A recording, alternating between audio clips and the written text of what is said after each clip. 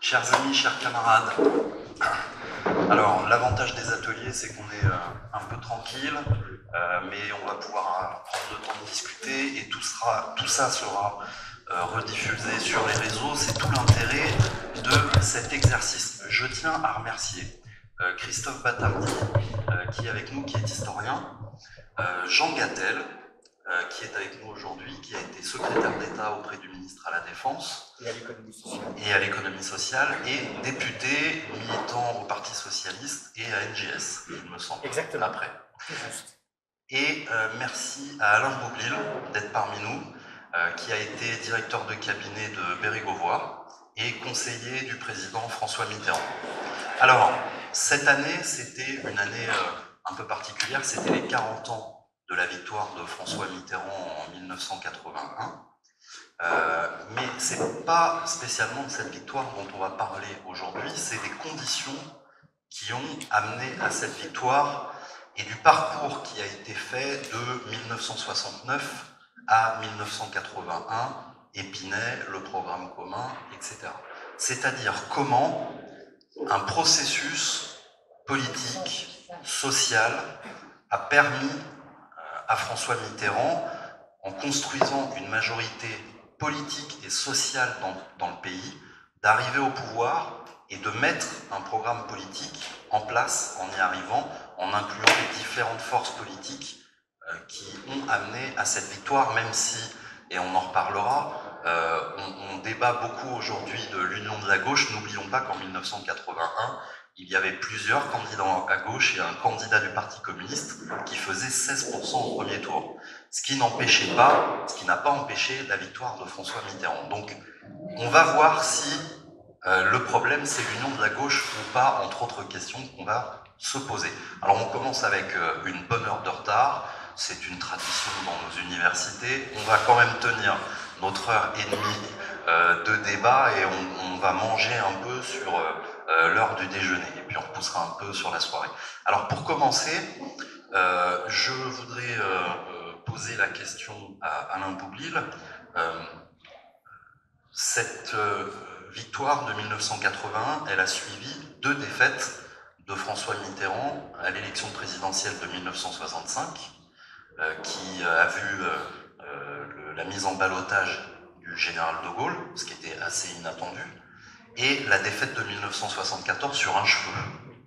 C'est passé à peu de choses. 1974 qui suivait le processus d'Épinay et du programme commun. Et finalement, on arrive à cette victoire en 1981 dans une gauche qui n'est pas si unie que ça, mais un François Mitterrand qui est unitaire pour 10 et qui continue de défendre le programme commun, même en l'absence des partenaires initiaux.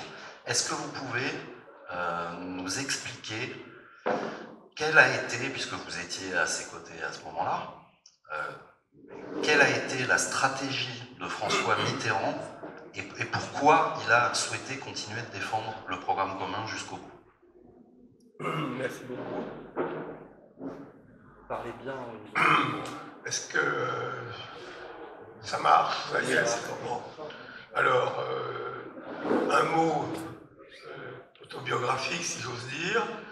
Je suis un mathématicien qui a mal tourné, puisque après Sciences Po et après avoir brillamment échoué à l'oral de l'ENA, par l'intermédiaire d'un ami commun, j'ai rencontré Jacques Attali à la fin de l'année 1973 et qui avait, à la demande de François Mitterrand, créé une petite cellule d'économistes. Et nous nous sommes retrouvés à préparer un dossier tous les 15 jours, jusqu'au moment où le président Pompidou est mort et où la campagne présidentielle de 1974, à laquelle j'ai participé, a commencé. Oui, elle a été perdue d'un cheveu. Il y en a qui même pensent que c'est grâce à Wallis et Futuna que Valéry Giscard d'Estaing a été élu. Bon, moi je ne le pense pas, mais c'était très tendu. Peu après, j'ai donc adhéré au Parti socialiste et donc j'ai participé d'abord comme militant et ensuite comme responsable de la commission économique du Parti socialiste. Première Premier élément de réponse, excusez-moi. Premier élément de réponse, bon, la personnalité de l'homme, bien entendu. Elle est mal connue, contrairement à tout ce qu'on a pu lire, écrire et les dizaines de livres. J'ai compris ça assez longtemps après. C'était un homme, vous allez voir à quel point c'était important pour la suite, qui n'avait pas toujours raison, et qui ne pensait pas qu'il avait toujours raison. C'était un homme d'une grande curiosité intellectuelle, et qui avait en permanence besoin d'avoir autour de lui des gens qui remettaient en cause certaines de ses convictions pour les tester. Il avait plusieurs champs d'interlocuteurs, notamment, et là encore c'est très mal connu, c'est important que je vous le dise par rapport à ce qu'on va dire ensuite, il était très familier du monde dans l'entreprise. Si vous allez à Jarnac, vous verrez que vous retrouverez la vinaigrerie de la belle famille de son père, et c'était une PME. Ses deux frères ont travaillé dans les entreprises, l'un à l'aérospatiale, le général Mitterrand, l'autre, Robert Mitterrand, à la Compagnie Générale d'Électricité. Ses meilleurs amis, c'était deux patrons de PME, André Rousselet et Patrice Pollard, et deux très grands patrons, Jean Riboud et François Dalle.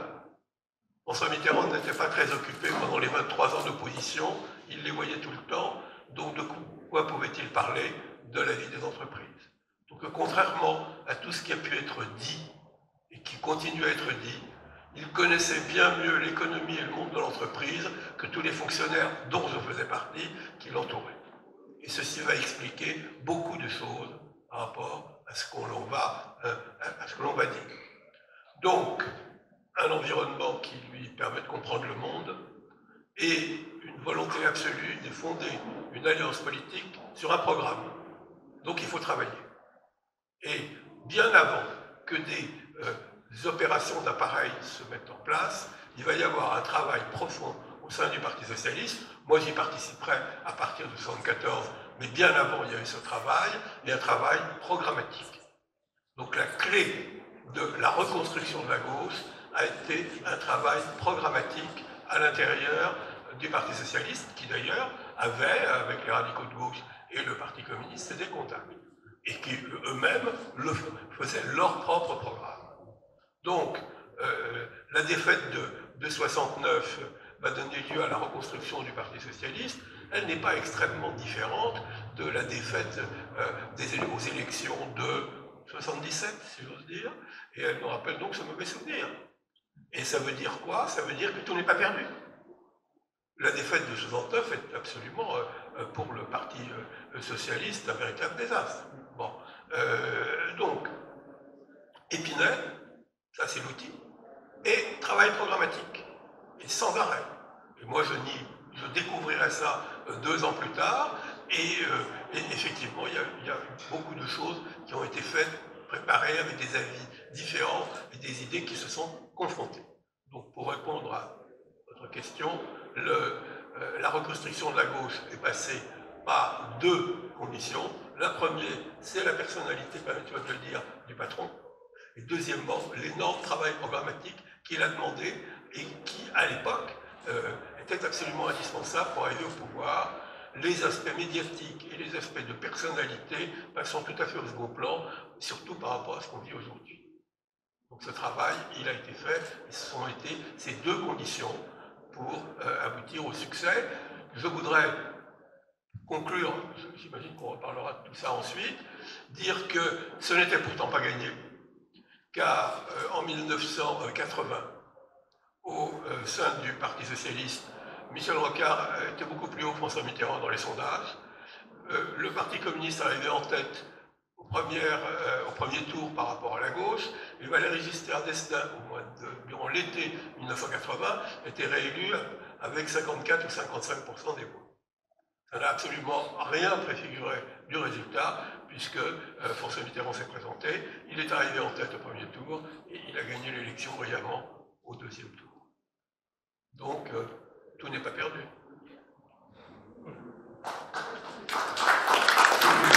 Merci Alain Bourvil. Preuve, s'il en était besoin, que les sondages de l'été ne font pas l'élection du printemps. Christophe Battardi, vous avez fait votre mémoire sur le programme commun. Je voudrais que vous nous expliquiez quel est le processus qui a amené à sa conception. Quel est le phénomène qui a permis la mise en œuvre des discussions qui vont amener à la signature du programme commun. Merci d'abord de l'invitation et de me permettre. Effectivement, donc j'ai fait ma thèse sur le programme commun. Alors, en fait, pour arriver, Mitterrand gagne en 81, et même quand on reprend l'historiographie, on a le sentiment qu'en fait, c'est une longue marche vers le pouvoir et que la remontée de la rue Soufflot en mai 81 n'est finalement que l'aboutissement d'une stratégie, la stratégie d'un seul, la stratégie d'un homme que l'on pourrait presque qualifié de machiavélique, étant parvenu à se faire la peau du Parti communiste, qui était dans les années 70 au-dessus électoralement du Parti socialiste. Alors, si on efface un peu tout ça, si on efface aussi le fait que dans la mémoire communiste, c'est une période qui n'est pas finalement si bien vécue que cela, parce que c'est celle d'une montée du PS, d'un effacement du PC. Donc il y a un sondage dans les années 90 fait par Le Monde sur les cadres des membres du Parti communiste qui assistent à leur congrès, et il y en a 40% qui estiment que cette période de l'union de la gauche est l'une des plus mauvaises pour eux. Elle vient juste après la dénonciation des crimes de Staline, considérant que c'est vraiment la période qui a vu leur parti à ce point s'affaiblir alors qu'eux étaient jeunes militants, que ça doit ne plus être considéré comme une période favorable. Alors que, quand on replonge dans ces années 70, ne serait-ce que pour le PC par exemple, on peut se rendre compte qu'il a autour, alors ça c'est les chiffres des renseignements généraux, je ne prends plutôt pas les chiffres du PC, parce que comme souvent, et comme chaque organisation a tendance à les gonfler, c'était 300-350 000 adhérents, alors que le PS, aux alentours de 1974, atteindra 150 000. Donc c'est un parti qui est beaucoup plus puissant, c'est un parti qui a beaucoup plus de militants. Et c'est un parti qui profite aussi du programme commun. Je vais revenir sur les conditions de sa signature. Donc en fait, tout ça pour dire que c'est vrai qu'on peut considérer que ça y est, il est temps d'écrire cette histoire de la genèse de l'union de la gauche. Et moi, j'aurais tendance à parler véritablement de l'union de la gauche uniquement à partir de 77, à partir des élections municipales, considérant que en 1972, au moment où le programme commun est signé, c'est d'abord un accord électoral, c'est un accord programmatique, c'est d'abord un accord programmatique, et c'est ça qui va véritablement donner naissance à l'union de la gauche. Alors, la genèse, puisque c'était ça le sens de la question, excusez-moi pour la digression. La genèse, en fait, effectivement, on peut parler d'Épinay de 1971 et le choix, pas véritablement contre Savary, parce que Savary n'est pas si opposé que ça. Lui, il est plutôt pour la poursuite d'un débat idéologique avec le PC, alors que Mitterrand est plutôt pour un accord effectivement programmatique. Mais en fait, ceux qui veulent véritablement un programme, et ceux qui le veulent originellement, c'est les communistes. C'est dès 1964 qu'ils appellent à un programme commun, qui n'aboutira, enfin qui ne sera signé qu'en 1972. Alors, pour quelle raison? Elle est assez simple à expliquer, en fait. Il y a un isolement qui est vécu par le Parti communiste. Et la SFIO s'affaiblit, sortie de la guerre d'Algérie. Mais il y a aussi la modification du mode de scrutin. On passe de la 4e à la 5e République. 4e République, scrutin proportionnel. Scrutin majoritaire à 2 tours à partir de la 5e République. À partir de 58, la SFIO baisse avec son nombre de députés, mais le PC s'effondre. Il a beau faire plus de 20%, il n'a que 10 députés en 1958. Donc des premiers accords électoraux ont lieu en 62, des premiers accords électoraux ont lieu en 67, et il se faut de peu, on a tendance à l'oublier parce qu'il y a mai 68 après, mais on a tendance à oublier qu'en 67 aux élections législatives, il se faut de peu que la gauche ne gagne, puisque le pouvoir gaulliste est mis en difficulté. Ensuite, il faudra l'unité du Parti socialiste, il faudra 2 congrès en 1969, il faudra l'échec de Gaston Defferre à l'élection, puisque ça a été évoqué, mais pas son chiffre, il fait 5% à l'élection en 1969. Mitterrand prend un parti dont il n'est pas adhérent, alors qu'il assiste au congrès, au début du congrès. Il prend le Parti socialiste en 1971, et effectivement, il s'inscrit dans une logique d'accord avec les communistes, d'accord électoral, mais aussi d'entente. Il met de côté les débats idéologiques qui étaient ceux de la SFIO et du PC. Il se met d'accord, il est d'accord avec le fait d'aboutir à un programme. Alors si je poursuis, Je vais peut-être m'arrêter au bout de 5 minutes. Je continue. Donc ensuite, le programme commun est signé en 1972, mais il est précédé par l'adoption par le Parti communiste et par le Parti socialiste de leur propre programme. Changer la vie, changer de cap. Changer de cap, c'est un titre qui n'est pas passé à la postérité.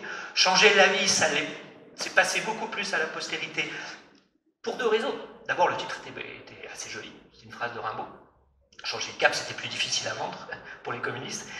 Les socialistes n'ont eu de cesse dans les années 70, même si le programme commun était signé en 72, d'apposer leur logo, leur nouveau logo, le point la rose, sur leurs affiches, et de mentionner sur les affiches programme commun et changer la vie.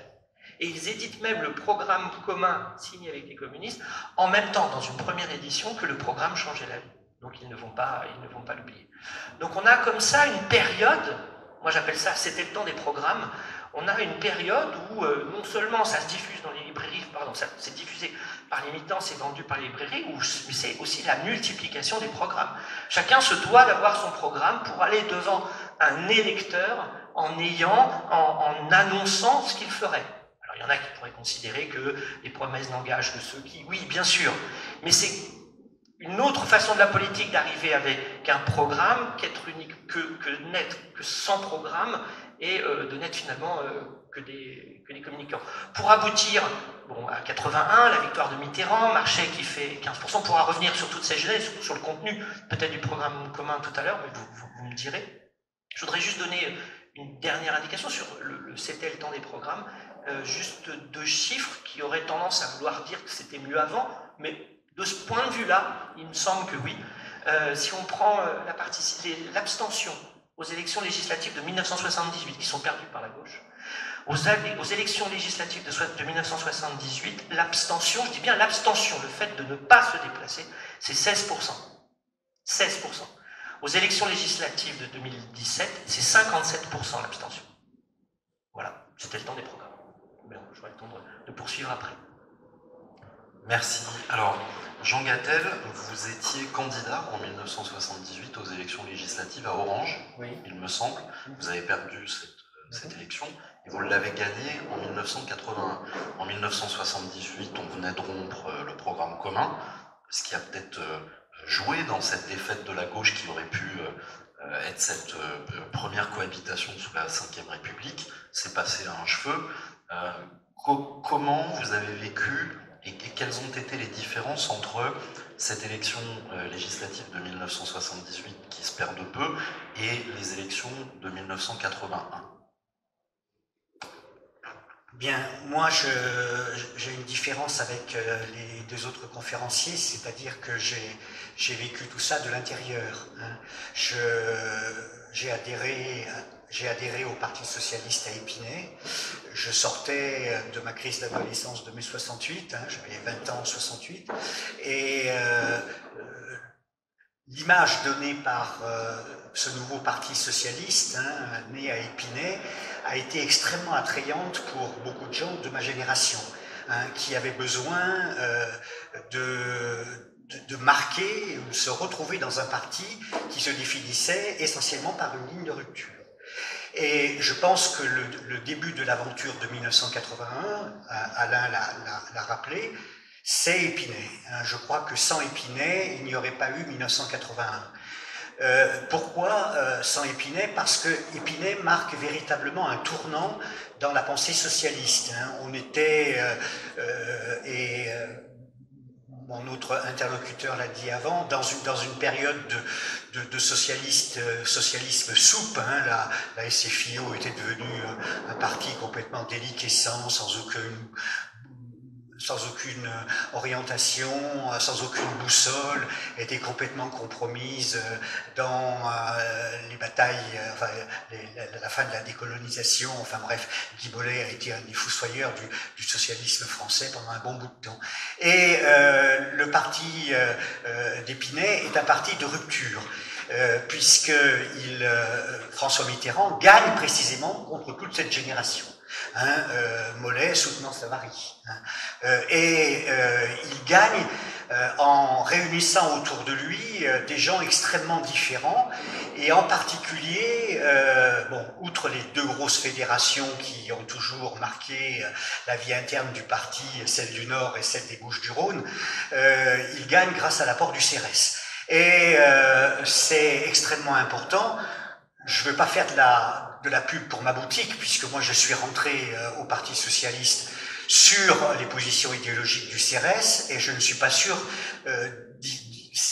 s'il n'y avait pas eu les positionnements du CRS sur un certain nombre de points tels que l'indépendance nationale, tels que la reconquête industrielle, tels que beaucoup de thèmes très chers à Jean-Pierre Chevènement sur la laïcité, l'école de la République, etc. Je suis pas sûr d'y être rentré. Mais enfin, j'ai trouvé là un lieu qui correspondait véritablement à mes idéaux. Et le congrès d'Épinay est un congrès de rupture. D'abord parce que c'est la rupture avec donc une SFIO moribonde et qui avait effectivement jeté ses derniers feux en 69, avec le triste score que tu as rappelé du couple, pourtant qui était un couple sur le plan des personnalités assez remarquable, parce que Defer et Mendès France, c'était quand même pas des perdreaux de l'année, et ils avaient tous les deux des qualités. On oublie souvent quand même que Defer a été à l'origine de la loi cadre de l'émancipation d'une partie de l'Afrique francophone, et Pierre Mendès France, c'est l'homme qui nous a tiré du bourbier indo-chinois. Donc la SFIO meurt au congrès d'Épinay. Ça, c'est la première rupture. La deuxième rupture, c'est le fait que très clairement François Mitterrand prend le Parti socialiste sur une ligne assumée de rupture avec le capitalisme. Il a d'ailleurs une phrase qui est absolument incroyable au congrès d'Épinay. On le voit à la tribune, et d'une façon extrêmement solennelle, il dit « Qui n'est pas pour la rupture ?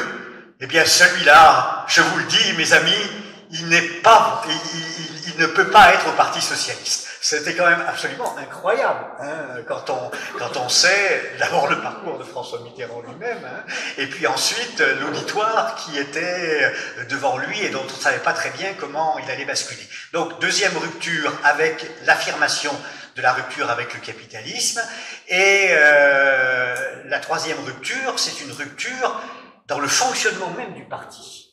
Parce que moi je l'ai vécu de l'intérieur, ça a été extrêmement difficile de faire admettre aux vieux notables de la SFIO un nouveau modèle de fonctionnement du parti, puisque à la SFIO on faisait n'importe quoi. En particulier, on pouvait avoir des alliances diverses, ce dont on ne s'est pas privé d'ailleurs Gaston Defer à Marseille, et puis on pouvait s'auto-proclamer candidat, alors que désormais à Épinay, il y a des règles extrêmement strictes qui d'ailleurs déconcertent un certain nombre de notables du Parti Socialiste qui ne s'y retrouvent pas. Moi je me rappelle donc en 78, ça a été ma première candidature, j'avais 30 ans, il y avait normalement un candidat qui avait été candidat juste avant moi, donc en 73, qui était Yves Meffre, le maire de Vaison-la-Romaine, et il était tellement persuadé que du moment où il avait été candidat en 73, il lui revenait de facto d'être candidat en 1978.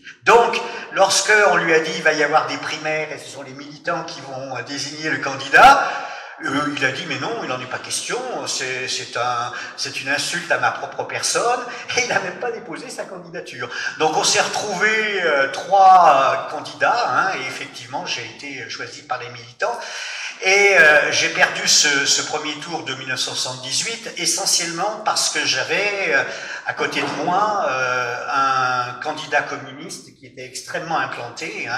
Le PC en Vaucluse était très assise sur une base de la petite viticulture. C'était pas un PC révolutionnaire, c'était un PC qui était issu essentiellement des cadres de la résistance, et donc qui était très très loin des dogmes du marxisme-léninisme. Et ils avaient en 1977 de gagner les 3 villes les plus importantes de la circonscription, c'est-à-dire Bolène, Orange et Sorgues. Et donc, je me suis retrouvé face à un appareil du PC qui était ultra costaud, quoi. Hein, alors que nous naissions. Donc, on n'avait pas, on n'avait que notre foi, notre confiance, le fait qu'on y croyait, quoi, hein, et qu'on aurait déplacé des montagnes. Et entre 78 et 81, ce qui s'est passé et qui a fait que j'ai pu gagner cette circonscription que je n'avais pas gagnée en 1978, c'est essentiellement la présence de François Mitterrand à mes côtés, parce que moi j'avais à l'intérieur de la fédération du PS choisi, bien que membre du CRS, l'alliance avec François Mitterrand, en particulier à Metz, hein, où nous avons eu beaucoup de mal au niveau de la fédération du Vaucluse, qui était dominée par les anciens notables, les anciens cadres qui avaient rallié la candidature de Michel Rocard. Nous avons eu beaucoup de mal à porter la fédération en termes de mandat à Metz, hein, et je connaissais bien François Mitterrand qui venait souvent en Vaucluse. Alors je savais pas pourquoi, mais après j'ai su que c'était à cause de la présence d'Anne Pinjot, mais non, mais c'est rentré dans l'histoire, ça. C'est pas de la petite histoire, c'est de la réalité. Et merci Anne. Oui. Et ça a beaucoup amusé François Mitterrand les premières fois où on s'est vu d'avoir un jeune militant, hein, qui avait les cheveux bouclés, les costumes en velours, hein, bref. Et c'était pour lui très important parce que ça lui disait qu'il allait former une génération, hein, qui allait pouvoir prendre le relais des responsabilités. C'est ce qu'on a appelé les cadras. Hein. Alors il y a beaucoup de gens qui venaient bien sûr du CRS, mais beaucoup de gens de l'entourage propre de François Mitterrand qui étaient passés par la Convention des institutions républicaines, et je pense en particulier à Pierre Jox et à Gérard Delfaux qui a fait un travail énorme de formation, parce que le Parti socialiste est devenu, à partir d'Épinay, également une école de formation extrêmement puissante. Hein, et donc est arrivé 1981. Donc je vais m'arrêter là. J'ai été élu en 1981 et ensuite François Mitterrand m'a choisi comme secrétaire d'État à la Défense d'abord, où j'ai été à l'aise comme un laïc dans un bénitier, et en 1984 dans un ministère qui là me convenait parfaitement, qui est celui de l'économie sociale et solidaire. Je voudrais terminer, je ne vais pas faire de pub, hein, sur le fait que j'ai écrit tout ça dans 2 bouquins, hein, qui sont en vente. Je vais les montrer à l'assistance. Hein.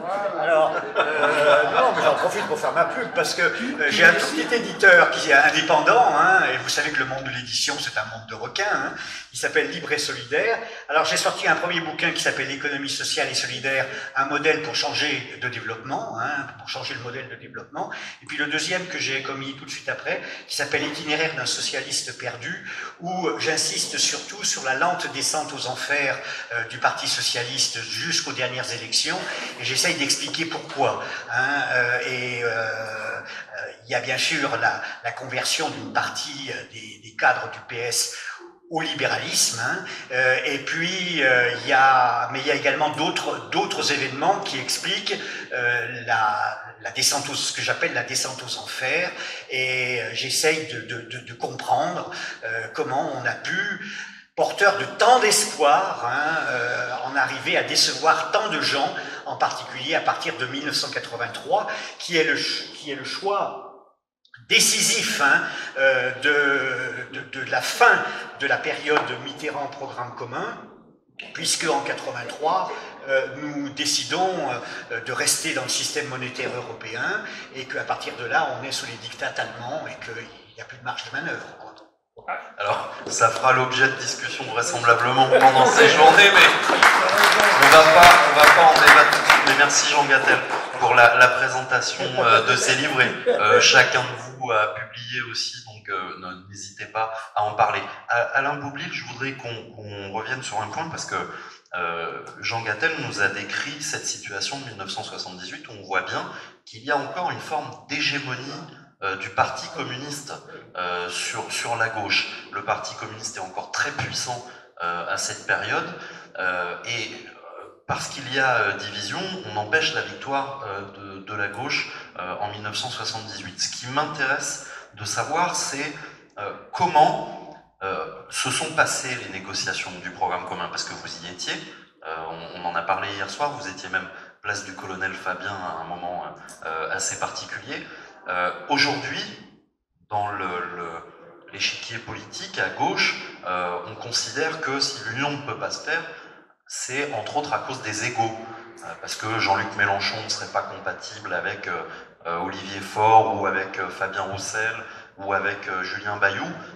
On oublie un peu que Georges Marchais, François Mitterrand, Robert Fabre étaient des personnalités à fort caractère dans un contexte tout à fait différent où l'Union soviétique existait encore et où le Parti communiste français était lié à une force, enfin à Moscou, à une force politique étrangère. Alors, on n'arrive pas aujourd'hui à se mettre autour de la table pour arriver à discuter, à créer cette union.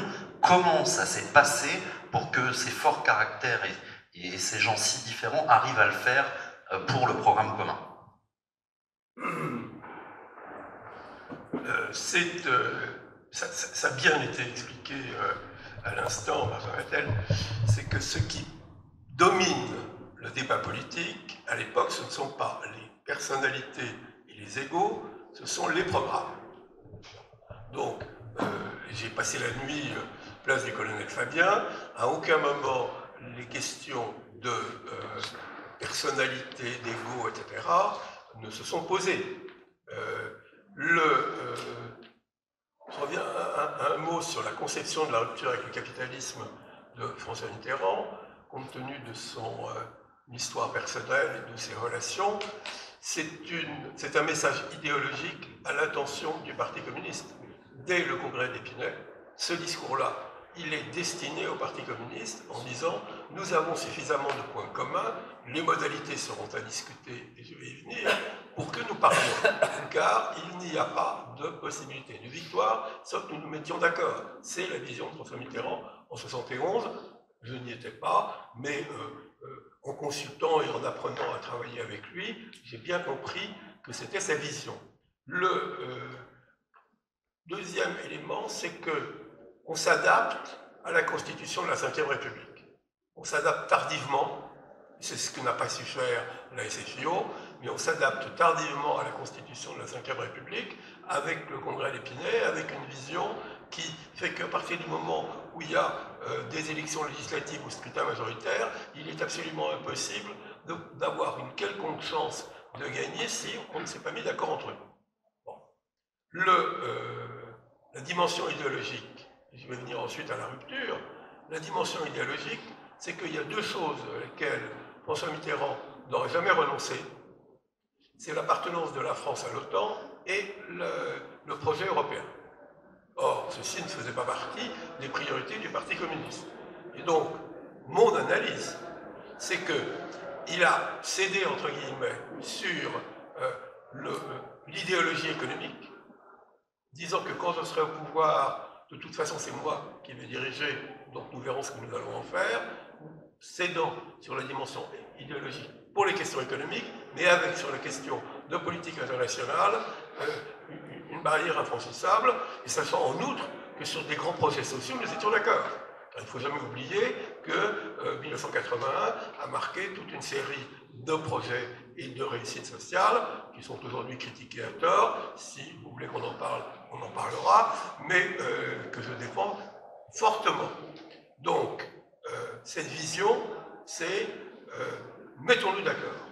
La rupture va intervenir après l'extraordinaire 1977. Donc, à la sortie des élections municipales de 1977, le pouvoir était à la portée de la main. Et c'est là où, précisément, le Parti communiste va hésiter. Et, vous savez, il y a eu la théorie de la main de Moscou, je n'y crois pas du tout. Et puis, vous avez, à un moment ou à un autre, au sein du Parti communiste, est-ce qu'on va y aller ou est-ce qu'on ne va pas y aller? Et ils vont choisir comme sujet de rupture une question absurde, tout à fait secondaire, qui est il faut aussi nationaliser les filiales des groupes sur lesquels on est d'accord. Pardon. Est-ce qu'on va les nationaliser?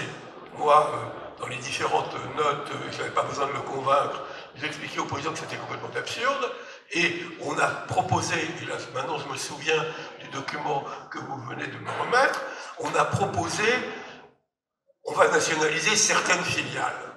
Bon, j'en ai fait la liste, et ce qu'on a appelé les filiales stratégiques. Et dans la nuit, le Parti communiste le refusera. À la place du colonel Fabien, il est 2h ou 3h du matin. C'était tellement absurde que Philippe Herzog, qui était ma contrepartie dans la négociation, et moi avons décidé d'aller prendre un café le lendemain. Je lui dis, bon bah attendez, on va recommencer, on va rediscuter et tout. Il me dit oui, parce que c'est idiot. Et je n'ai plus jamais entendu parler de lui. C'est-à-dire qu'il a eu l'instruction de rompre. Donc la rupture de 1977, à mon avis, c'est mon interprétation, c'est une hésitation du Parti communiste à la conquête du pouvoir. Cette hésitation ne durera pas, car François Mitterrand va poursuivre, comme je l'ai indiqué, sa stratégie. Il prononcera cette formidable phrase qui est que les nationalisations ne sont pas des sanctions, mais des promotions. C'est-à-dire que ça va devenir des outils de politique industrielle pour assurer le développement de l'industrie française, une vision très, j'ose pas dire volontariste, mais en tout cas assez colbertiste, et ça ne l'empêchera pas d'être élu et de gagner, car même si le Parti communiste le soutiendra et qu'il y aura des accords prévus pour les élections législatives, c'est pas un enthousiasme absolu qui intervient à partir du printemps 81 quand les sondages se sont retournés et lui donnent 52%. Donc il y a jusqu'au dernier moment une hésitation du Parti communiste, mais finalement l'idée d'avoir 100 ou 150 députés l'emportera sur leurs préoccupations idéologiques. Mais je souhaiterais avoir une discussion devant vous sur l'affaire de 83. J'y suis prêt. Alors, Christophe Battardi, comment ça se passe? Quel est le processus qui est mis en place pour l'écriture? Comment on tranche les questions entre les trois parties qui participent à l'élaboration du programme commun? J'aimerais que vous nous expliquiez quelles a été les commissions, les façons qui discutaient, de quel sujet, comment on l'a. Enfin, je me doute que c'est pas quelqu'un qui s'est mis derrière une machine à écrire et qui a fait un document en une fois. Quel a été le processus? Parce qu'on n'a pas de mode d'emploi, on n'a pas. Vous voyez, la question se pose aujourd'hui. Comment on mettrait en place une plateforme pour arriver à un programme législatif commun? On fait tout ça un peu dans notre coin avec nos propres organisations, mais finalement le fait de discuter avec d'autres organisations, de trancher les questions, on n'a pas un guide en librairie. Donc comment ça s'est passé? Est-ce que vous pouvez nous l'expliquer? Alors, pour la période présente, je ne saurais pas répondre à votre question. Vous n'êtes pas le seul. C'est ce qui me rassure ou m'inquiète, je ne sais pas. Pour ce qui est de l'histoire, alors peut-être parce qu'il y a évidemment, c'est normal, il y a différentes générations dans la salle, juste pour repositionner la chronologie éventuellement, parce qu'on a cité déjà plein de dates. En 1972, il y a un programme commun qui est signé entre le Parti socialiste, le Parti communiste et les radicaux de gauche. Ensuite, on a parlé de 1981, 10 ans plus tard quasiment, où là, il y a l'élection de Mitterrand, victoire à l'élection présidentielle, dissolution de l'Assemblée et élection législative. En 1972, donc il y a la signature d'un programme, alors qui s'appelle en vérité Programme commun de gouvernement, qui est signé en juillet 1972. Il n'est pas signé en juin. Alors, ce qui a facilité, me semble-t-il, la signature de ce programme, c'est qu'au préalable, à l'automne 71, suite au congrès d'Épinay, du Parti socialiste, le PC sort son propre programme. Paradoxalement, il n'en avait pas. Alors qu'il demandait un programme commun depuis 1964, en 1971, il n'avait toujours pas de programme. Donc il sort son programme qui s'appelle « Changer de cap ». Le PS prend du temps, c'est ce qui avait été indiqué par Mitterrand à Épinay, ça prend du temps. Chevènement va être à la manœuvre, Jean-Pierre Chevènement, et à la convention de Suresnes de janvier 1972, le Parti socialiste va adopter son propre programme qui s'appelle « Changer la vie ». Donc en janvier 1972, les deux organisations politiques ont leur propre programme.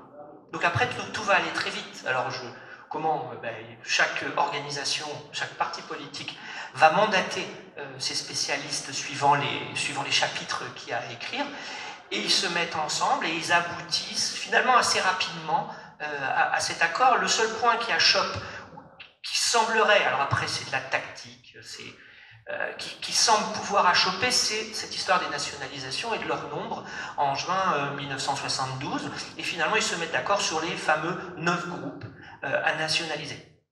Mais en fait, je crois que l'intervenant précédent l'a bien mentionné, sur beaucoup de sujets, notamment les sujets économiques, il y a un accord. Alors, le nombre d'entreprises à nationaliser fait débat, mais il n'y a pas de grande différence. Et puis, il y a des choses qui, à l'époque, parce que la gauche détient... Enfin, il y a des choses qui sont évidentes. Par exemple, dans Changer la vie, comme dans Changer le cap, et donc comme dans le programme commun de gouvernement, il y a l'abolition de la peine de mort qui est mentionnée. C'est pas alors, je vais peut-être en choquer certains. On pourrait dire que c'est pas Mitterrand qui impose l'abolition de la peine de mort en 81. Oui, il l'impose politiquement, mais à gauche, culturellement, communistes, socialistes, à travers leur programme, le proposaient déjà en 71, en 72, et ça sera appliqué en 81. Le droit de vote à 18 ans, qui sera mis en place par Giscard en 1974, est dans le programme commun. L'arrêt des essais nucléaires est dans le programme commun. Alors, il y a tout un... Voilà, donc il y a tout un tas de points programmatiques qu'on finit. L'interdiction de la publicité à la télévision, qui a été appliquée de manière un peu différente. Bref, je ne suis pas en train de brandir ce programme comme on pourrait brandir un petit livre rouge. C'est juste pour dire qu'il y a un certain nombre de points qui étaient débattus à gauche, qui faisaient consensus, et qui ont été par la suite appliqués, voire même appliqués par la droite. Donc il y avait... Alors, la raison pour laquelle ils aboutissaient à un programme, il y a une volonté en fait. Les égos sont mis de côté, peut-être, si tant est qu'ils existent. Enfin, ils existaient, mais c'était pas... Le PC comme le PS n'étaient pas tels qu'ils le sont devenus, pardonnez-moi cette critique, des écuries présidentielles. Donc en fait, le sujet n'était pas là. Le sujet était de conquérir le pouvoir. Et on est encore dans une vision, je vais relativiser un tout petit peu mon propos, on est encore dans une vision où on croit aux députés. On croit aux législatifs. Donc, par un projet de gouvernement, on se dit qu'on va appliquer par la suite un programme avec des lois qui seront votées par des députés. Dire cela maintenant, alors qu'on a un tel poids de la présence présidentielle depuis longtemps, il n'y a pas que Macron, ça semble incongru, mais c'est une réalité réglementaire, législative, c'est le droit qui s'applique, c'est la loi qui doit faire la politique. Bref. Si je veux juste relativiser un petit peu mon propos, c'est que bon, Épinay, rupture, d'accord. Mais par rapport aux institutions de la Ve République, il n'y a pas véritablement de rupture. Il y a adoption, malgré ce qu'avait pu dire François Mitterrand quelques années auparavant, il y a adoption des institutions de la Ve République. Donc il n'y a pas de ce point de vue-là, il n'y a pas du tout de remise en cause. Ce qui sera proposé à travers le programme commun, c'est la proportionnelle aux élections, qu'elles soient législatives ou régionales. Il y a ce qui est proposé dans le programme commun, c'est qu'il y ait une part du calendrier parlementaire qui soit justement consacrée aux propositions des députés, parce que gérer le calendrier de la discussion des lois, c'est gérer en fait l'action des députés. Donc il y a de ce point de vue-là quelques remises en cause, mais il n'y a pas... Et puis, parce que je pense que c'est un sujet important, je me permets de l'aborder en votre présence, il y a la question de la défense nationale. La question de la défense nationale, à savoir la force de frappe. La force de frappe va finir par être adoptée par une convention au Parti socialiste, que je ne dise pas de bêtises, en janvier 1978, après débat en son sein, mais on croit bien comprendre que François Mitterrand y était favorable à cette force de frappe, c'est-à-dire au nucléaire stratégique, pour rentrer dans les détails, alors que les communistes étaient contre l'armement atomique en 1971, que dans Changer la vie, le PS était pour l'interruption de la force de frappe, et que dans le programme commun du gouvernement, il y avait une renonciation à la force de frappe stratégique. Le stratégique, ça va loin, tactique, ça va un peu moins loin, quand on envoie une bombe atomique, voilà, pour faire cette différence. Et depuis, alors là je finis juste sur ce propos, depuis 1977-1978, les communistes s'étant aussi convertis, c'était le rapport Canapa, depuis 1977-78, à gauche ne se discute plus l'existence ou pas de cette force de frappe. C'est un acquis, enfin c'est considéré comme quelque chose allant de soi. Merci Christophe. Alors Jean Gattel, on a parlé des circonstances, du processus qui a amené à la réalisation de ce programme commun et de la rupture. Alain Boublil a commencé à en parler tout à l'heure. En 1977, vous avez parlé des élections législatives de 78. Le 21 juin 1980, vous devenez député et la gauche obtient une large majorité à l'Assemblée nationale. À partir de là, ce qui a permis la victoire des forces sociales, comme disait François Mitterrand, qui ont permis la victoire du programme de gouvernement et de François Mitterrand, sont en attente de la réalisation de ce programme. Est-ce que vous pouvez nous dire comment ça s'est passé à partir du 21 juin 1980? Il y a une section extraordinaire immédiatement. Je me souviens d'une discussion avec Auroux, qui nous avait raconté les premières rencontres avec les syndicats, les 25 ans de revendications, etc. Vous l'avez vécu comment à l'Assemblée, la mise en place de ce programme? Bien, ça aussi je le raconte dans mon bouquin. C'était paradoxal cette situation parce que il y avait beaucoup de jeunes députés et donc on n'avait pas du tout d'expérience de la vie parlementaire. Donc notre groupe, qui était énorme, était dominé par des fortes personnalités qui avaient été élues en 1978 ou avant. Et donc c'était très difficile d'avoir à l'intérieur du groupe socialiste des discussions idéologiques de fond. De toute façon, on n'avait pas à en avoir puisqu'on avait une feuille de route et que Pierre Jox, qui est quand même d'une rigueur assez évidente, ne permettait pas que son groupe aille gambader ailleurs. Donc nous nous sommes retrouvés donc un groupe très important, et ce que je peux vous dire, et je vous prie de me croire, c'est qu'on n'a pas cessé de travailler du moment où on s'est installé fin juin jusqu'en janvier de l'année suivante, c'est-à-dire en janvier 1982. On n'a pas cessé de bosser. Moi, j'ai passé mes jours et mes nuits dans l'hémicycle parce que il fallait aller très vite. On était sur, tu sais, cette fameuse règle des 100 jours. Si on ne fait pas les changements dans les 100 jours, on ne les fait jamais. Donc, on était dans une véritable bataille contre la montre. Moi, ce qui m'a surpris d'entrée, c'est qu'on commence par ce qui ne me paraissait pas le plus important, c'est-à-dire que la première loi que nous avons votée, c'est la loi de décentralisation, où on a passé tout l'été d'ailleurs, parce qu'il fallait arbitrer au sein du groupe socialiste entre les départementalistes, François Mitterrand, et les régionalistes, Michel Rocard. Donc c'était une période qui m'a semblé un petit peu inutile, même si j'étais vraiment convaincu qu'il fallait faire la décentralisation. Fallait-il en faire la première loi du septennat? Je ne sais pas.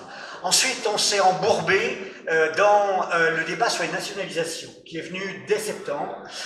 On s'est embourbé parce que la droite reprenait véritablement vie.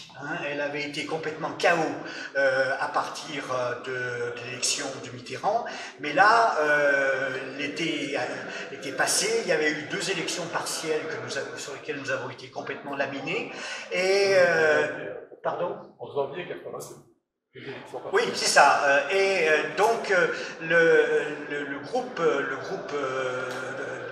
de droite était vraiment très, très, très virulent. Et en plus, le texte sur les nationalisations était un texte effectivement très difficile, très technique, et aussi bien la nationalisation des grands groupes industriels n'a pas posé trop de problèmes. Par contre, la nationalisation du secteur bancaire, c'était une autre paire de manches. Ensuite, bon, il y avait trois axes fondamentaux dans la programmation, dans la programmation de rupture. Il y avait les nationalisations, la planification et les nouveaux droits des travailleurs. Bon, la planification, elle ne nécessitait pas un arsenal législatif. Il fallait reconstituer ce qui avait été les grandes réussites du gaullisme, c'est-à-dire le commissariat au plan, etc. C'est Michel Rocard, d'ailleurs, qui bizarrement, qui, alors que à Metz, il avait été battu sur le problème du rapport entre le plan et le marché, va se retrouver ministre du plan. Mais enfin, ça, c'est l'une des un peu côté machiavélique de François Mitterrand. Si, Alain, allez, soyons francs. Ça n'enlève rien d'ailleurs à la qualité des deux hommes. Et les nouveaux droits des travailleurs sont arrivés peut-être un petit peu tard. Et Jean Auroux, effectivement, avec tout le mérite qu'il a eu, a été obligé de se débrouiller avec une situation sociale qui commençait à se désintégrer. Parce que moi, ce qui me frappe le plus dans 1981, c'est le décalage de ce que nous avons fait entre la relance de la demande, une relance keynésienne, et puis une incapacité de faire une relance de l'offre.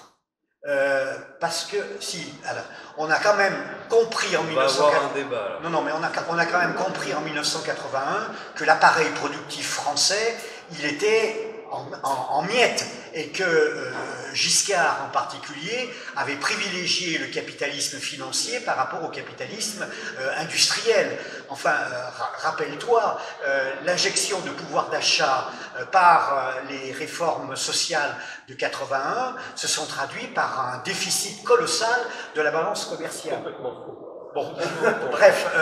C'est une énorme bêtise. Pardon, parce que tout le monde le dit, je vais vous donner les éléments. D'accord. Bon, enfin, ça va être difficile. Ce qui a entraîné un déficit de la balance des paiements et donc le problème des parités de monnaie avec nos partenaires européens. Ceci dit, j'explique bien dans mon bouquin que la conviction, enfin, ce qui meut François Mitterrand, c'est avant tout la nécessité de garder l'Europe, parce qu'il a vécu les deux guerres mondiales, parce que c'est dans ses gènes, c'est dans son ADN. Quant au problème de la défense, heureusement qu'il y a eu un trio extrêmement brillant sur ces questions-là, c'est-à-dire le trio Mitterrand, Hernu, Chevènement, pour que nous tenions bon sur l'indépendance nationale et la force de dissuasion propre. Parce qu'il y avait quand même à l'intérieur du PS une force venue des atlantistes, de l'ancienne SFIO, symbolisée en particulier par, comment est-ce qu'il s'appelait, enfin, un copain dont j'ai perdu le nom. C'était pas gagné d'avance. Or, pourtant, l'indépendance nationale, tout azimut, qui ne ciblait pas simplement l'URSS, elle ciblait éventuellement notre plus grand allié. Merci Jean Gattal. Alors, vous débattrez tous les deux, donnez quelques éléments, mais on va pas faire le débat là-dessus. Vous apporterez deux précisions, mais je vous pose la question qui nous intéresse quand même dans ce débat. Jean Gattal était à l'Assemblée nationale. Vous, au lendemain de l'arrivée de François Mitterrand à l'Élysée, vous êtes nommé conseiller technique au secrétariat général de la présidence, si je ne me trompe pas. Et donc, on a vu comment le processus a permis d'arriver à l'élaboration du programme, comment ça se passe à l'Assemblée nationale, comment ça se passe à l'Élysée, comment François Mitterrand envisage l'application du programme après la victoire. Est-ce que c'est quelque chose auquel il tient énormément? Parce que forcément, il y a une confrontation entre l'idéal qui a été inscrit dans le programme et la réalité une fois qu'on est arrivé au pouvoir. Comment se passe cette confrontation et vous avez été très proche de François Mitterrand à ce moment-là, comment il envisage l'application de ce programme?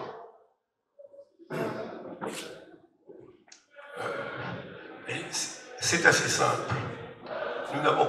Nous avons dissous l'Assemblée nationale. Donc, toute mesure qui nécessite une loi est reportée au 21 ou 22 juin c'est-à-dire à la création d'une majorité. Donc pendant le mois, je vais arriver le lendemain de lui, puisque moi je serai le 22 mai, il est arrivé le 21, donc j'ai mon bureau le 22, et clairement, nous allons travailler sur tout ce qui ne nécessite pas une loi, donc ce qui peut passer en Conseil des ministres, sans parler décret, pendant un mois, renvoyant l'application des mesures législatives aux élections à la fin du mois de juin. Les mesures rapides sont les mesures sociales. C'est son programme. C'est, je dirais, le cœur du programme. Il va y avoir l'augmentation du SMIC, l'annonce du projet de réduction du temps de travail, le passage à dont on ne parle jamais, et pourtant qui est une grande réforme à l'époque de la 5e équipe du travail posté. Avant, il y avait les 3-8 et il y avait une équipe d'heures. Maintenant, il va y en avoir 2, de façon à ce que la vie des travailleurs dans les usines soit améliorée, l'augmentation des prestations familiales, des prestations sociales, la confirmation du système en France de l'État-providence. Mais ce qui est tout à fait clair, c'est que notre préoccupation, c'est l'héritage. La France a 14,5% d'inflation quand nous arrivons. C'est le meilleur économiste de France qui nous a laissé ça. Nous avons un déficit commercial massif. Donc je vais forcément être obligé de répondre à Jean Gattel que ce n'est pas la relance de la consommation qui crée le déficit, mais l'augmentation du dollar. Nous vivons dans un environnement international dont on ne parle jamais, mais qui, avec l'arrivée de Paul Volcker à la Fédérale Réserve pour lutter contre l'inflation aux États-Unis, va pousser les taux d'intérêt américains à 18% et le dollar va passer de 6 à 10 euros, de 6 francs à 10 francs. Or, nos achats pétroliers, nous n'avons pas encore le nucléaire, sont en dollars. Donc, je vous demande de mettre un terme à cette contre-vérité historique. À 1 milliard près, l'augmentation du déficit commercial de la France sur cette époque est liée à l'augmentation de la facture pétrolière. La consommation des ménages va croître moins vite que nos exportations. Tous ces chiffres sont facilement consultables sur les fichiers de l'INSEE. Alors, ce qui est vrai, c'est que nous ne nous en apercevons pas. Donc, tout ce mouvement disant que c'est la hausse de la consommation qui crée ceci, sincèrement, oui, on ne répond pas parce qu'on n'a pas les chiffres. Alors, les chiffres, on les aura bien après, quand l'INSEE aura actualisé les bases de données. Le débat sur l'offre et sur la demande, il est posé immédiatement après les nationalisations. Car le fait de faire une dénationalisation, c'est pourquoi? C'est pas du tout, contrairement à ce qui a été dit avant l'élection, pour des raisons idéologiques. C'est pour permettre de relancer l'outil industriel français. Et donc il va y avoir, dès février 82, la publication de la loi sur les nationalisations, il va y avoir un grand fonds qui va être créé pour des augmentations de capital et des prêts du FDES aux entreprises qui viennent d'être nationalisées et aux anciennes, qui étaient déjà nationalisées comme Renault, pour leur permettre d'investir, de se moderniser et de se développer. Et donc j'ai donné cette formule, nous allons mettre l'argent de Keynes du côté de l'offre. Voilà, puisque j'ai donné une interview anonyme au Financial Times, we are going to put Keynes money on the supply side. Et François Mitterrand, lors du sommet de Versailles en juin 82, donnera cette phrase, dont je vous laisse supposer l'auteur, après l'étape de plaine, il y a maintenant l'étape de montagne. Et il va décrire la politique le deuxième volet de la politique de relance, c'est-à-dire les dotations en capital et la modernisation de l'industrie française. Nous avons nationalisé, maintenant il faut moderniser. Et ça apparaît dès le printemps 82, mais ça ne pouvait pas apparaître plus tôt, car la loi de nationalisation n'avait pas été votée. Donc, il y a dans la conception du président à l'époque, à aucun moment, le fait d'ignorer que nous avons un problème de restructuration et de développement industriel, mais que l'outil nationalisation, une fois qu'il est mis en place, va en être le principal support. Donc pour répondre, pardon pour avoir été aussi contradictoire, nous nous sommes trompés. C'est-à-dire qu'à l'époque, évidemment, la rue de Rivoli qui nous détestait, parce qu'on était supposé être des incompétents, parce qu'on était à gauche, n'est-ce pas?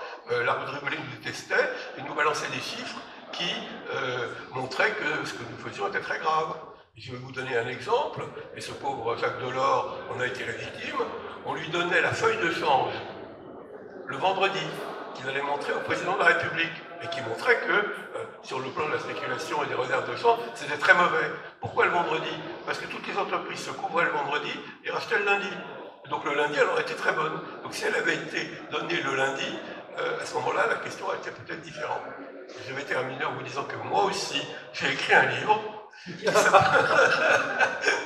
qui s'appelle Une vie avec la gauche. Malheureusement, il paraît qu'on l'a volé, qu'il n'est pas en vente ici. Ça s'appelle Une vie avec la gauche. Je vais essayer de raconter mon expérience pendant une quinzaine d'années et la chance que j'ai eue de travailler avec François Mitterrand et au sein du Parti socialiste. Merci.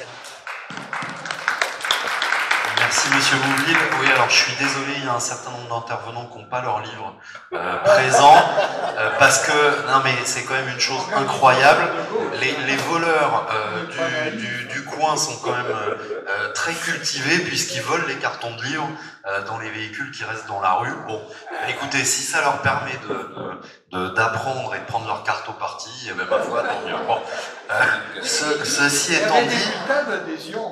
Oui, mais on leur fera pas de ristourne. Ceci étant dit, je ne sais pas si vous serez d'accord, Jean Gattel et Alain Boublil, mais pour tout ce qui concerne les nationalisations, la prise du pouvoir en soi, moi j'ai été très impressionné par le livre évidemment j'ai oublié le nom, je pense qu'à ça depuis 2 minutes, Verbatim de Jacques Attali. Alors, paraît-il, il y a des approximations et des choses pas tout à fait exactes, mais j'ai trouvé que c'était une bonne description, quasiment jour par jour, du processus qui s'est passé à l'Élysée, et vous parliez de résistance, par exemple, tout à l'heure, de l'administration de la rue de Rivoli, qui était le ministère de l'économie et des finances à l'époque. Ça fait longtemps, mais voilà, et de tout un appareil d'État qui est gaulliste depuis 1958, giscardien et énarque, et forcément, la gauche arrive au pouvoir, ça résiste. Donc c'est pas si simple. Oui. Il va y avoir un faux débat où malheureusement, à des gens aussi prestigieux que Robert Badinter et Michel Rocard vont se mêler, c'est de dire, si on ne faisait que des nationalisations à 51%, c'est stupide. D'abord parce qu'on ne sait pas le faire. C'est-à-dire que moi qui avais 8 actions Rhône-Poulenc, l'État va m'en prendre 4, et puis je vais faire quoi des 4 qui restent? Impossible. Donc c'est stupide. Deuxièmement, c'était parfaitement contradictoire avec l'idée de restructurer. Car quand vous voulez restructurer, si vous avez une entreprise qui est cotée en bourse avec des actionnaires minoritaires, vous êtes obligé de négocier avec les actionnaires minoritaires toutes les opérations de restructuration, et il n'est pas du tout sûr que ça corresponde à l'urgence. Donc, sur le plan technique, c'était absurde, mais ce qui est vrai, c'est que ça pouvait avoir un sens sur le plan idéologique, c'est-à-dire que comme on est contre les nationalisations, à 50%, c'est 2 fois moins grave. Je laisse à chacun le soin de vérifier ce point, mais ça a été un débat qui a empoisonné le président l'a laissé se développer pendant tout l'été 81. Il y a eu des réunions d'arbitrage en septembre, octobre, on a perdu 3 mois, puis ensuite il y a eu l'instruction, évidemment que ça a été 100%, mais j'avais préparé une note qui a été retenue, nous avons été pragmatiques avec les sociétés étrangères, et avec Matraille d'Assaut, qui étaient des entreprises qui étaient remarquablement gérées, et le président a considéré qu'il fallait laisser les dirigeants en place continuer la gestion, l'État prenant des participations très importantes dans ces cas, mais en revanche, sur les 100%, il n'y avait aucune espèce de doute, et pour les entreprises étrangères, il fallait négocier avec leurs actionnaires étrangers pour ne pas nuire aux intérêts internationaux de la France qui auraient pu nous gêner dans notre développement. Donc ça a été une approche très pragmatique qui a été décidée dès le début par François Mitterrand, même s'il a laissé se développer tout ce débat à l'intérieur du gouvernement pour arbitrer finalement dans ce sens au mois de septembre, au mois d'octobre. L'assaut, il y a d'autres raisons aussi. Oui, mais non, de l'amitié avec Pierre Bénouil. Oui, mais ne nous lançons pas dans ce débat. C'est le problème d'avoir des spécialistes, c'est qu'on peut partir dans des niches. Bon, je vous recommande quand même sur toutes ces questions la lecture de verbatim de Jacques Attali, on pense qu'on veut du personnage, mais c'est un document historique extrêmement important. C'est très précis, parce que c'est donc, un témoin, et c'est le calendrier, l'agenda et tout. Jour après jour, effectivement. Jean Gattel, je voudrais vous poser une dernière question, et on conclura avec Christophe Battardi. On a beaucoup parlé de trahison, du tournant de 1983 et de trahison idéologique de François Mitterrand, mais il y a une réalité de l'application du programme commun. Ce programme, il a été appliqué. Dans quelle mesure l'a-t-il été? Parce qu'aujourd'hui, on reproche beaucoup aux hommes politiques de faire des promesses et pas de les mettre en place. Sur les 110 propositions, combien ont été appliquées? Un nombre très important, mais comme elles étaient extrêmement différentes les unes des autres, tu peux pas faire un constat là-dessus, parce qu'il y avait des propositions qui allaient de soi, qui étaient très faciles à mettre en place, tandis qu'il y avait d'autres propositions qui au contraire étaient d'une complexité rare. Donc on peut pas chiffrer le bilan des premières années du septennat de François Mitterrand à un chiffre de savoir combien de mesures ont été adoptées ou pas.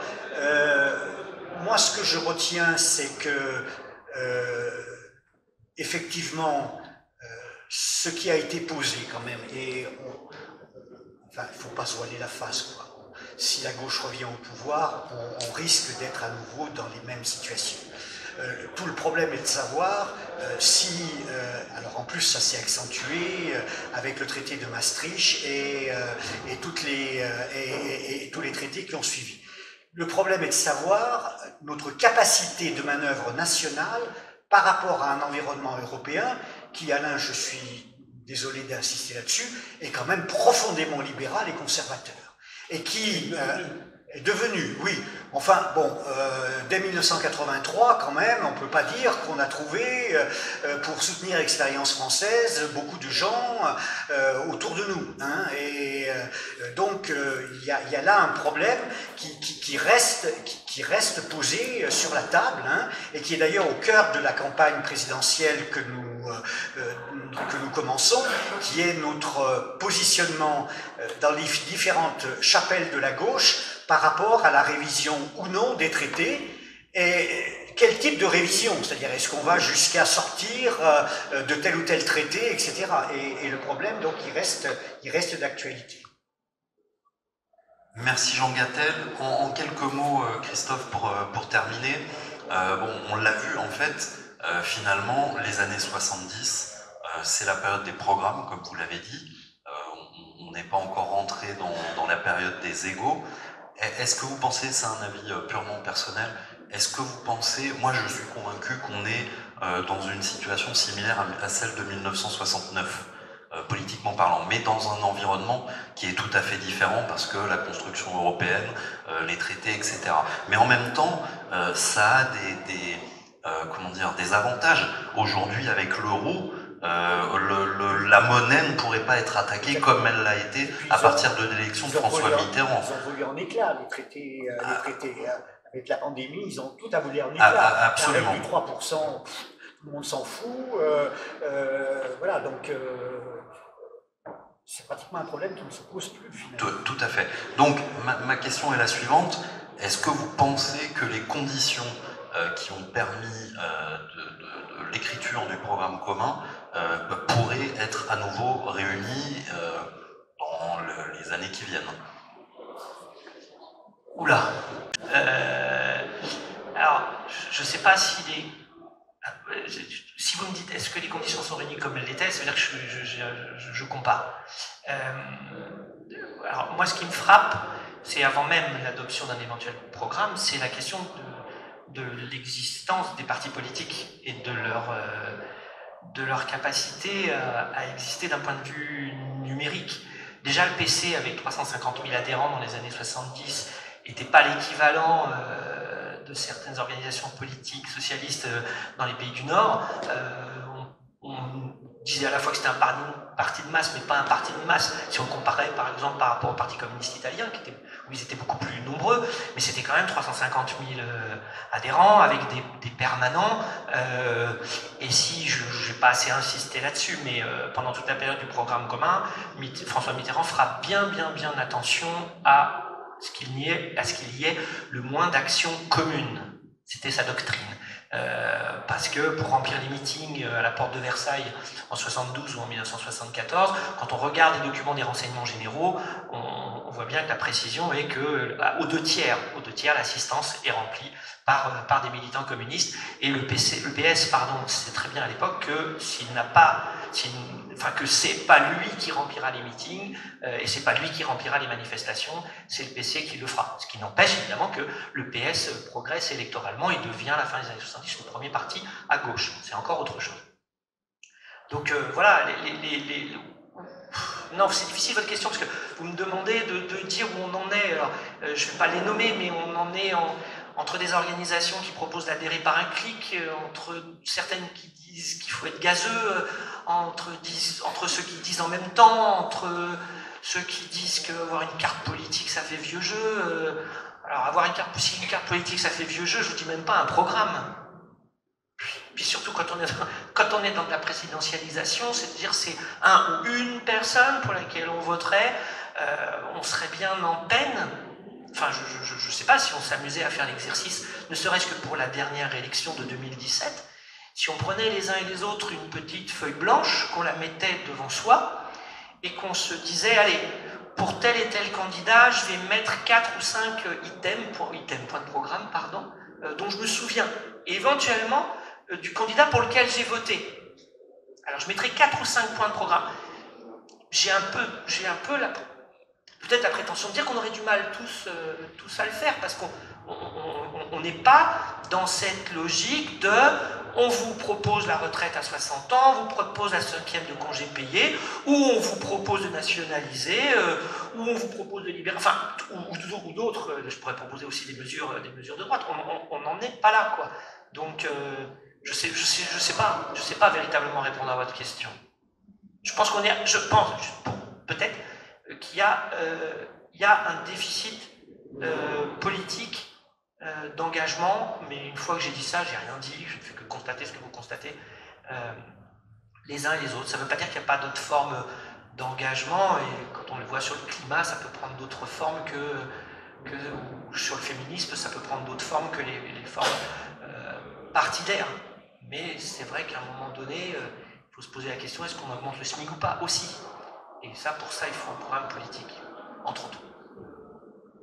Moi, je pense que vous avez répondu à la question. Bon, je vous remercie tous les trois pour votre participation, c'était très intéressant. On pourra retrouver la vidéo en replay sur le site internet de la gauche républicaine et socialiste, www.g-r-s.fr,